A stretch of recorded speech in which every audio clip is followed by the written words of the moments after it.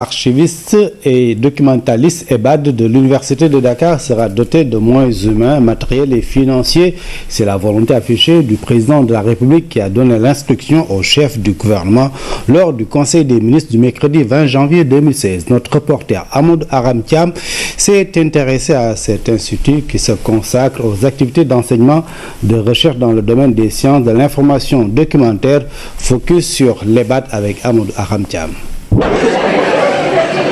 Des étudiants en licence 3 qui suivent attentivement le cours de recherche documentaire.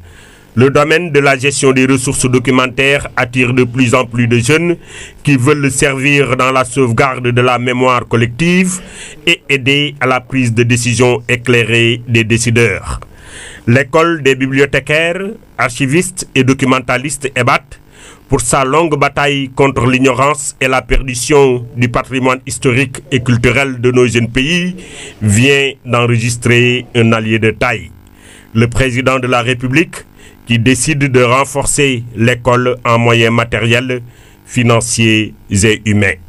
Toute la communauté archivistique, tous les bibliothécaires, tous les documentalistes du Sénégal et même d'Afrique, toute cette communauté de professionnels est reconnaissante justement suite à cette importante décision que vient de prendre le président de la République, qui est une preuve de la haute conscience qu'il a de la question des archives.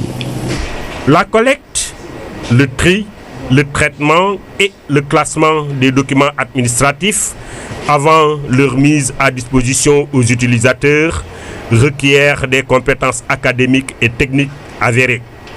L'inspection générale d'État, qui a produit un rapport sur la gestion des archives administratives, a relevé le caractère délétère et précaire de la conservation de celles-ci dans nos administrations.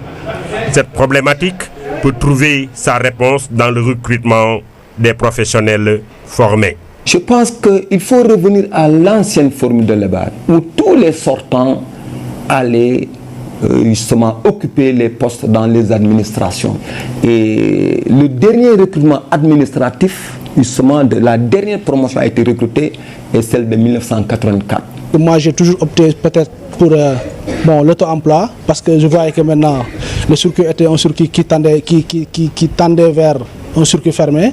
Donc, dès la première année, je me suis dit, peut-être que je vais créer ma boîte à moi. Mais avec cette volonté qui s'affiche du président, franchement, je me dis qu'il faut que maintenant qu'on essaie de se mettre pour rendre la monnaie.